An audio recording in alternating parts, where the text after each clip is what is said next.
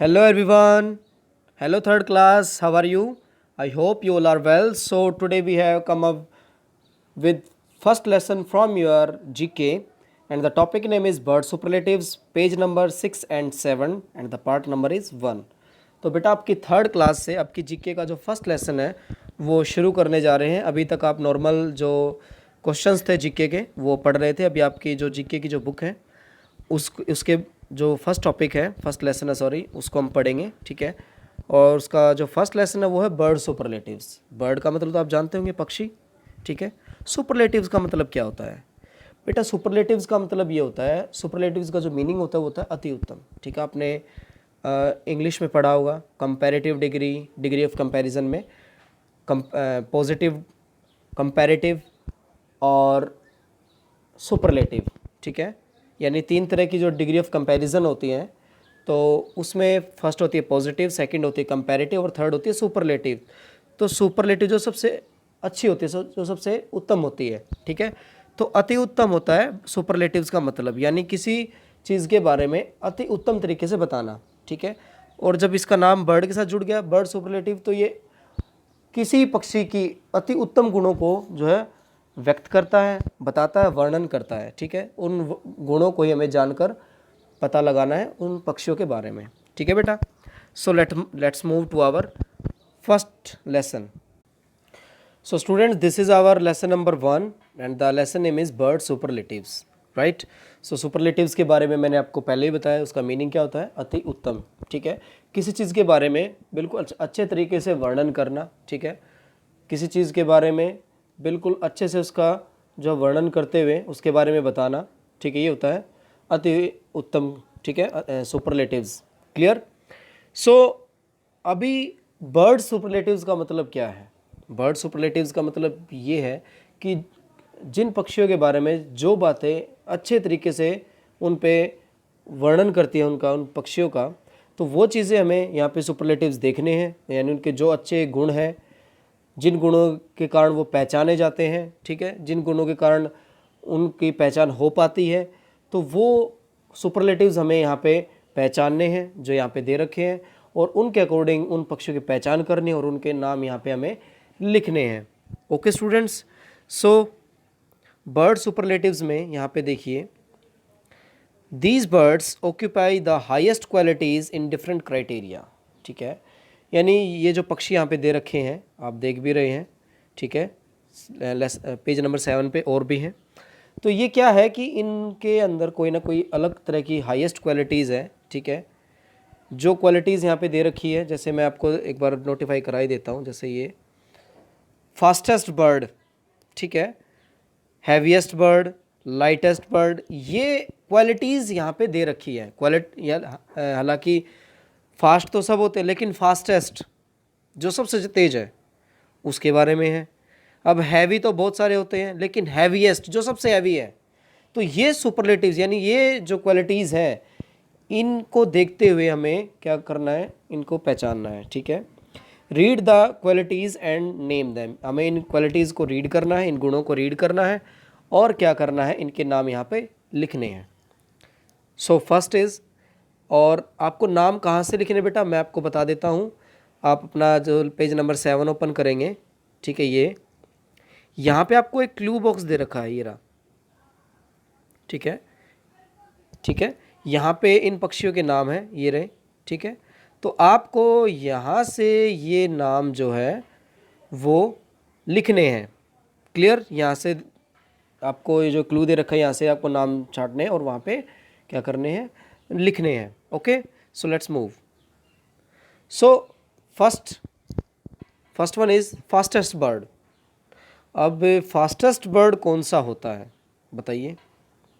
Fastest bird, तो चलते हैं वहाँ पे, हम अपने जो क्लू बॉक्स है वहाँ पे चलते हैं। तो यहाँ पे देखिए फास्टेस्ट बर्ड कौन सा हो सकता है यहाँ पे बताइए? देखिए, तो फास्टेस्ट बर्ड जो वहाँ पे जिसकी पिक्चर दे रखी है, तो वो बर्ड कौन सा है? वो है हमारा पेरेग्रिन फाल्कन, ठीक है। जो पेरेग्रिन फाल्कन है वो सबसे फास्टेस्ट बर्ड है, सबसे तेज, ठीक है, सबसे तेज जो है वो पक्षी है तो वहाँ पे नाम आ जाएगा peregrine falcon. Clear? So second one is heaviest bird. Heaviest bird, तो हमें ये पक्षी जो दे रखा है इसका नाम बताना है कि कौन सा पक्षी है। इसकी एक क्वालिटी तो दे दी कि हैवीएस्ट बर्ड है, बट इसका नाम हमें यहाँ पे लिखना है। जो पेरेग्रिन फाल्कन था उसका नाम हमें यहाँ पे लिखना है। ठीक है, आप यहाँ पे लिख देंगे। क्लियर? Peregrine falcon. सो अब second one is heaviest bird है जो, उसका नाम यहाँ पे लिखना है हमें। तो देखते हैं कौन सा है हैवीएस्ट बर्ड। वापस से क्लू बॉक्स में जाना है। ठीक है, तो इसके बारे में आप ढूंढें कि हैवीएस्ट बर्ड कौन सा है। तो यहाँ पे अगर हम क्लू बॉक्स में देखें, जो हैवीएस्ट बर्ड है वो होता है, कौन सा होता है? Wild Turkey. कौन सा होता है? Wild Turkey. क्लियर? सो हैवीएस्ट बर्ड जो है वो है वाइल्ड टर्की, यानी आप यहाँ पे लिख देंगे वाइल्ड टर्की। क्लियर? अब नेक्स्ट वन है third one, lightest bird. Lightest मतलब जो हल्का होता है। हैवीएस्ट का जो अभी पढ़ा जो सबसे भारी होता है, अब लाइटेस्ट यानी जो सबसे हल्का होता है, सबसे हल्का पक्षी। बताइए, ये शायद बहुत ही इजी होगा आप लोगों के लिए, सबसे इजी होगा ये, क्योंकि आपने कई बार पढ़ा भी होगा। ठीक है, इसके बारे में, इस पक्षी के बारे में। तो ये कौन सा है, उस क्लू बॉक्स में जाने की भी ज़रूरत नहीं। ये है बी हमिंग बर्ड। ठीक है, क्योंकि आपने कई बार पढ़ रखा होगा, ये सबसे छोटा पक्षी भी है। ठीक है, bee humming bird. Humming bird जो होता है वो सबसे छोटा पक्षी भी होता है। ठीक है, तो लाइटेस्ट बर्ड में भी ये आ गया बी हमिंग बर्ड। क्लियर? ठीक है, तो ये जो यहाँ पे है ये आप वहाँ पे लिख देंगे इसका नाम।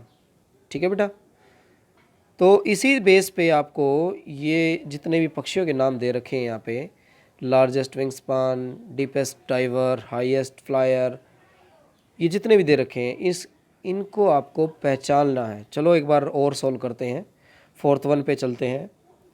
ठीक है, लार्जेस्ट विंग स्पान। ठीक है, तो देखते हैं कौन सा होता है। विंग स्पान का मतलब होता है बेटा पंख फैलाने वाला। ठीक है, जो सबसे लंबे जो पंख है जो फैला सकता है। ठीक है, वो कौन सा पक्षी है। ठीक है, उसकी पिक्चर यहाँ पे दे रखी है आप लोगों को।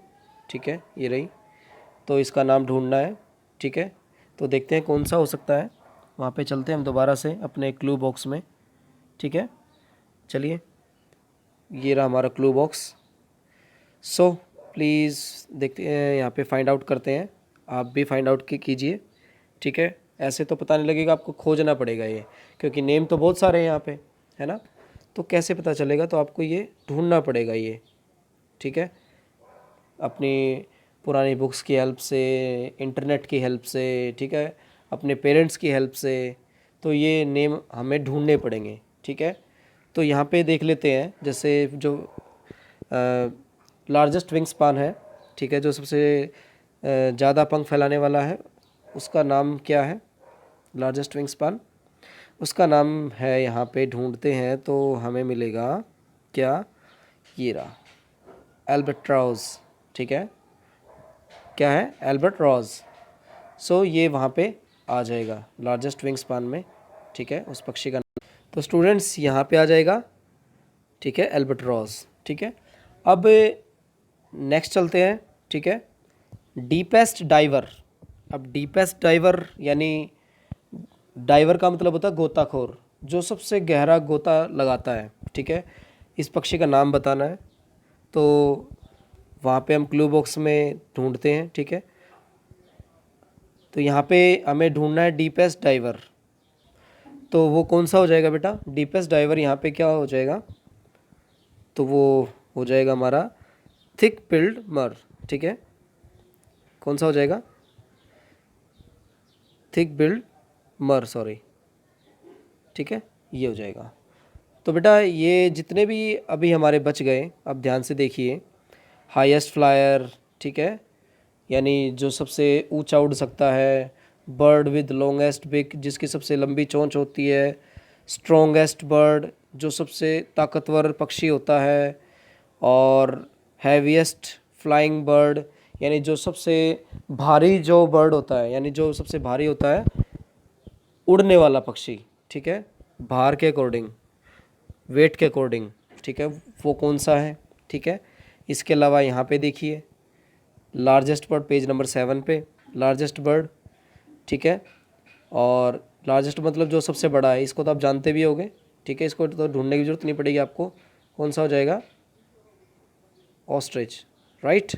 तो ये भी हो गया एक, और एक है ये जैसे ये स्मॉलेस्ट बर्ड, इसका भी अभी हमने पढ़ा इसके बारे में, ठीक है। जो लाइटेस्ट बर्ड होता है वही स्मॉलेस्ट बर्ड है, यानी बी हमिंग बर्ड हमारा जो है स्मॉलेस्ट बर्ड भी है, तो इसके बारे में पढ़ा था हमने, छोटा पक्षी। इसके अलावा आगे देखते हैं बिगेस्ट बर्ड ऑफ प्रे, यानी जो शिकार करना जो सबसे बड़ा पक्षी होता है वो कौन सा है, उसका नाम यहाँ पे अब आगे है। फास्टेस्ट स्विमिंग बर्ड, यानी जो सबसे तेज तैरने वाला जो पक्षी है उसका नाम, ये इसको तो आप जानते भी होंगे, है ना, तो इसका नाम यहाँ पे लिखना है। Bird with the best night vision, यानी जो रात को अच्छे से देख सकता है, नाइट विज़न यानी रात को जो अच्छे से देख सकता है, विज़न होता है देखना, नाइट रात, तो जो बर्ड अच्छे से रात में देख सकता है उसका नाम यहाँ पे, इसको तो भी आप जानते होंगे, इजीली आप कर सकते हो यहाँ पे, ठीक है।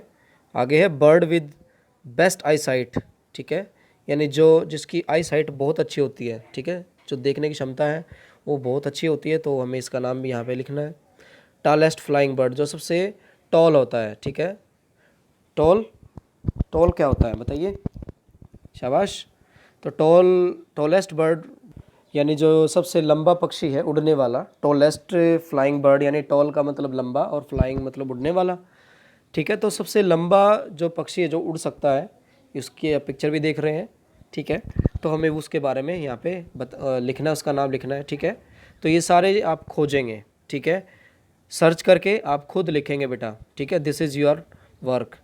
सो here we have did you know, क्या आप जानते थे इनके बारे में, यानी यहाँ पे कुछ दे रखी है तो उसके बारे में पढ़ लेते हैं। Birds have feathers and wings, यानी पक्षियों के जो पंख होते हैं, they lay eggs and are warm blooded, यानी ये अंडे देते हैं और वार्म ब्लडेड होते हैं, यानी गर्म खून वाले, ठीक है। The ostrich is the largest bird in the world, जो ऑस्ट्रिच है वो सबसे बड़ा पक्षी है, ठीक है, संसार में। It also Lay's the largest egg, ये इसके अलावा जो सबसे बड़ा अंडा देने वाला जो है वो भी ऑस्ट्रिच ही होता है, ठीक है। तो इसका आंसर तो यहाँ से ही मिल गया, ठीक है, ठीक है। तो आगे है birds have hollow bones which help them fly, यानी जो पक्षियों की जो हड्डियाँ होती हैं वो थोड़ी सी कमज़ोर होती हैं, ठीक है, हल्की होती हैं, सॉरी, ठीक है, जो इनको उड़ने में हेल्प करती है।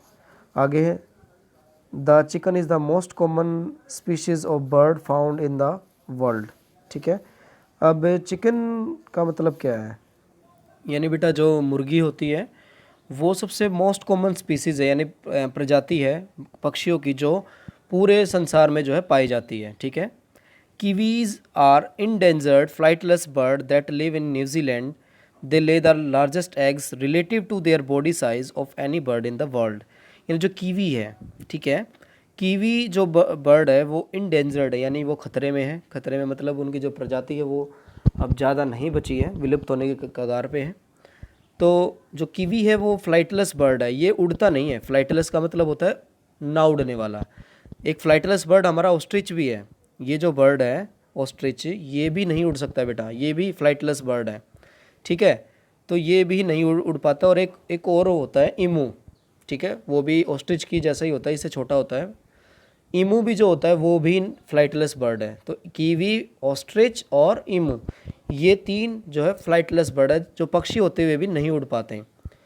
तो जो कीवी है वो फ्लाइटलेस बर्ड है और इंडेंजर्ड है, यानी खतरे में है।